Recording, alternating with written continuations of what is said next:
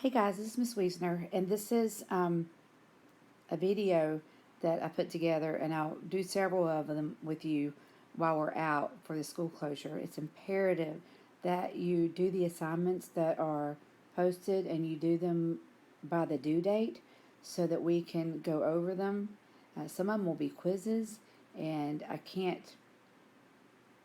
don't see how I can move on and go over the problems if you haven't done them. And I need to make sure that you understand how to do these problems because we'll be seeing them again with positive and negative numbers. These problems are from the Math Antics video that I hope that you watched.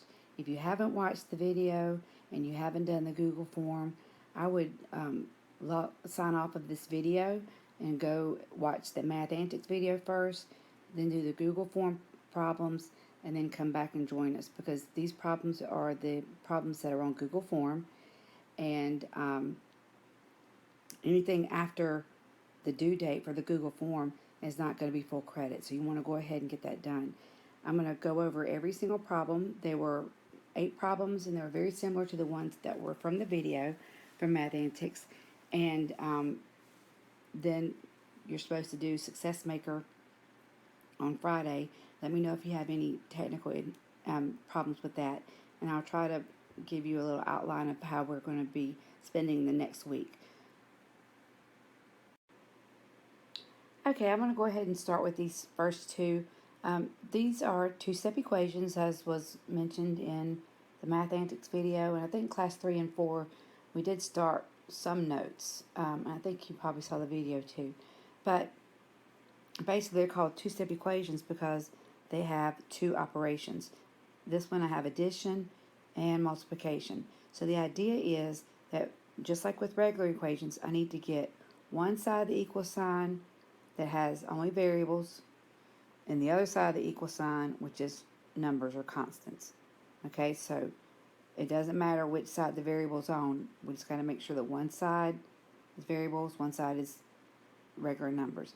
Now, if you look on the side of the equal sign with the variable, which is x in this one, I have to get rid of this 5 and the 10.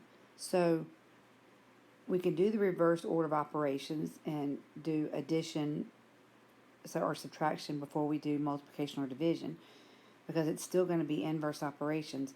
But I look at it as, see how this 5 is kind of stuck to that x? I always think about, I don't know, I just kind of imagine that being like glued together, so it'd be a lot easier to get rid of the plus 10. So what you do is you do the inverse of addition, which is subtraction or negative. Some of you use the words interchangeably, and that's fine. So whatever I do to one side, I have to do to the other. Please make sure you're showing your steps here because when I give you a multiple choice assessment and I really can't see what you're actually writing, it's kind of tough, but please make sure you're doing this.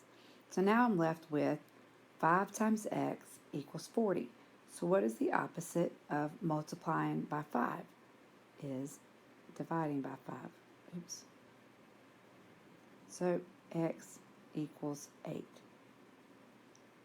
Now, we're going to be dealing with these with negative numbers, so just beware. Now, on the second one, I need to get rid of this 3 and the 9. So I want to get rid of the 3 first and see the minus or the minus sign, which is also a negative, that is stuck with the 3. So I need to get rid of this first. So what is the opposite of negative 3 or subtract 3? It is add 3 or positive 3. So I'm going to add 3 to both sides. I switched up there. I got you green. Add 3 over here. Then I'm left with 9x equals 63.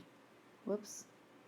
And I'm going to divide both sides by 9 because the opposite of multiplying by 9 is dividing. X equals 7. That last step that I just did is not one that I'll be worried about too much in the future. But I hope you got those two right. And see if you show your steps. If you got the problem wrong, you can go back and see what you did that was wrong. One of the things I was seeing was make sure that you're showing what you're doing to both sides. if it's great if you show that you're subtracting 10 from 50, that's wonderful. But also show me that you're subtracting 10 from 10. Okay, on these two problems, I'm going to show you two ways to do it. One way was the way that was shown on the Math Antics video, and the other way is using the distributive property. I have to write that in there somewhere, get your arrows popping, but anyway, I'm not going to write that. So one way he said on Math Antics is, whoops, you need to divide by the right number. I need to get rid of this 4 because it's kind of hanging out there and it's not part of the group. The group is x minus 11. That's why we use parentheses. So this 4 is being multiplied by that. So the opposite of multiplying by 4 would be dividing by 4. Okay? So that cancels out. I'm left with x minus 11 equals 40 divided by 4, which is 10. Now, what's the opposite of minus 11? Add 11. So the answer is 22. I hope. Don't worry, I'll go back and check all these later. Now, if I want to do the distributive property, and maybe this is something that you saw from the beginning and wondered, well, why are we doing something different? This will take us into what we're going to be doing later on, and that's the multi-step problems. So you can take this 4 and get your arrows popping, like Mr. Witt says, and multiply the 4 times everything inside the parentheses. What's 4 times x? 4x. What's 4 times negative 11? Or be negative 44 or minus 44. And that equals 40. So I'm going to add 44 to both sides. So I get 4x equals, what, 84? So x equals 22. So 6 in one, half a dozen in the other, whichever you prefer. Some may say that this one's easier because you're dealing with smaller numbers. Some may like this way because you're just keeping it fluid and doing the same thing that we've been doing. It doesn't matter to me. Number 4, 2 times the quantity of x minus 6, so that means that's a group. So I want to get rid of that 2. So I'm going to divide both sides by 2. X minus 6 equals 8. You do deal with smaller numbers, don't you? Add 6 to both sides. X equals 14. Right? 8, 9, 10, 11, 12. Yeah. If you want to, if you just want to see if you got the answers right, fast forward through all this and then come back to the ones that you missed. That's perfectly fine with me. And you can mute me if you don't like listening to me. But sometimes I'm funny. Not often, but sometimes. Now, 2 times negative 6 is negative 12. And that equals, put that equal to 16 to complete that. Now I have a two-step equation. I need to get rid of the minus 12 by adding 12 to both sides. And 2x equals 28. So x equals 14. So I can't even show that last step on this one because I don't have any room. So either way you want to do it is fine. You know, one way you're dividing first, and the second way you're doing the distributive property. It's very simple either way. Whichever is more comfortable for you is fine with me, as long as you show your steps. Now these two are a little bit different from the ones that we did before because the 2 here is not part of the group. Okay? The 2 is being added to x divided by 3. So these two are stuck together. Kind of like that thing I was saying before. I always think about, well, it'll be harder to get that 3 away from that x. So the easiest one to get rid of is the 2. So now this one's going to give you a negative answer. It just happened that way. I didn't mean for it to, but I want to get rid of the 2 first. So what's the opposite of adding 2 or plus 2 or positive 2? Minus 2. Now, I'm going to put on Google Classroom soon a review of the integer rules. Now remember, if you have unlike signs, you subtract and take the sign of the higher number. So negative 1. Because 2 minus 1 is 1. And since I have more negatives, then that's why my answer is negative. Now, to get rid of this, some people do this, make you show that you're multiplying by 3 to both sides. I don't make you do that. All you have to do is just circle it and say x equals, what's 3 times negative 1? Well, my signs are different. My answer is negative, so it's negative 3. So we'll have to do some review, but that one was just stuck in there. I didn't mean for it to be in this one yet. All right, over here I have positive 3, and I have this x divided by 3. It's not paired up with that 3, so we've got to get rid of him first. So what's the opposite of add 3? Minus 3. X over 3 equals 15. Now I am allowed to just multiply these two together. What did I do? Oh, never mind. So x equals 45. Oops. I had a mental break there just for a second. All right. Going to the next ones. Okay, these last two, it keeps, there's not been but like 24 of you at this point, which is what, 7:30 maybe in the morning on Thursday, and a lot of you haven't finished this yet while I'm making this video. And at the time, only 24 people have done the Google form. That's out of 90 students probably. So, but it is telling me that number 8 is the one that's most missed. Now, I did have a student in my first class that was one of the first ones to do the Google form and told me that the answer wasn't listed among the choices. And she was right. So up until that point, I had to adjust how many they got right based on this knowledge. But 8 is the most missed. Even after I fixed the answer, it's still the most missed. I don't know why. So maybe this is the 2 here that you need to really concentrate on and make sure you understand how you're supposed to do it. Okay, and I'll adjust this later if I see that it's another problem that is the most missed, but right now it's number 8.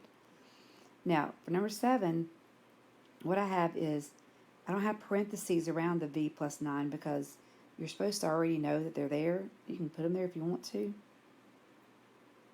but it's just extra work, and mathematicians don't like to do extra work. So don't put them there if you don't have to.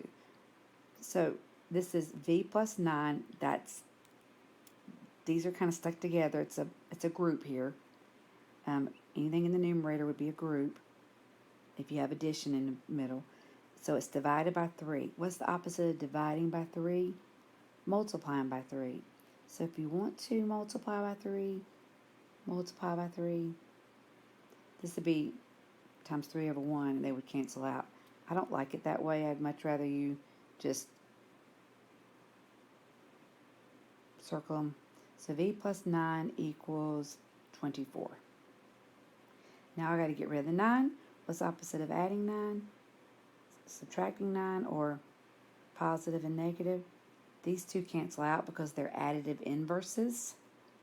V equals 24 minus 9, which is, I don't know. Sorry, a little technical difficulty there. 24 minus 9 is 15. And it's positive because even though I told you that one was just a fluke that had negatives in there, you still want to kind of stay in that frame of thinking that if you have unlike signs, you subtract and you take the sign of the higher number. So I'm going to put a red box around it, just like Mr. Whip. Okay, and then number 8, oh, the horrible number 8, the one that that people just did not like. Now, the x plus 10 in the numerator, that is a group. It could be x minus 10. It's still a group. this up here in the top is like it has parentheses around it, just like in the other one. So it's this entire piece right here that's being divided by 2. So what is the opposite of dividing by 2? It is multiplying by 2. So if you can do it the easy way, and I'm taking this from proportions, thinking that 24 is over 1, and you can just cross multiply, but you can only cross multiply if there's an equal sign in the middle. Okay, don't go cross multiply crazy on me. That's a whole nother video. X plus 10 equals 24 times 2 is 48. Now, I need to get the x by itself. Got to get rid of the positive 10, which is negative 10. X equals, well, 48 minus 10 is 38. Here again, unlike signs, so you're going to subtract and take the sign of the higher number. Okay, I just want to give you a little scenario of what's going to be going on with this. You know, you're supposed to be trying to make this an e-learning, like if you're taking an online course in college. Well, we don't, you know, I might try a Google Meet or a Google Hangout where we can all be online at the same time and talk to each other, but I don't even know if I want to try that yet. We're supposed to have a grade level meeting tomorrow that way, so I'll be able to tell. But anyway, it's Thursday morning right now, and I'm really tired. We've been working. We're supposed to be working, you know, just like you're working. So please don't think we're making you do all this stuff, because we have to make sure that we grade it and get it posted. But I'm gonna put all this on Google Drive, on your Google Classroom. I mean, I can't say Google Classroom. I always go Google. Anyway, so one step with integers is coming up. There's a video that a lady put out for free that comes with the Google form, and usually I'll try to go over the Google forms after everybody's done them, so it's important that you do them on time. Then there's some extra practice. There's a Google slide that you practice showing your steps, and it's just on one-step equations with integers. It's a lot of pages, but it's real easy. You just move I think you move the problems or the numbers over where they fit, and you're just solving the equations. So instead of writing your steps, you're just moving the correct numbers. So that's going to be a good one. And so I want that turned in on time. And then we'll have a little mini quiz so I can make sure, hey, you understand one-step equation with integers. That's what I'm looking for. And then we'll fix anything that we need to fix. I've got a lot of practice problems, a lot of extra resources, other videos. Maybe you like to listen to somebody else other than me. Go ahead, hurt my feelings, I don't care. Actually, there is one on Fort Bend Tutoring has a video. I'll probably post that one. And then there's going to be a big quiz on adding, subtracting, multiplying, dividing equations with negatives. And probably have that next Friday. And I know that's supposed to be a Success Maker Day. And we'll just see how that goes. And then two-step equations will be that last week of March. So that's what I see. And then right after that, I don't know what we'll do. Probably multi-step equations and then move on to other things. But that's it for right now. Write me or send me a message on Google Classroom if you have a question. All right? Peace out. Love you. Mean it. Bye.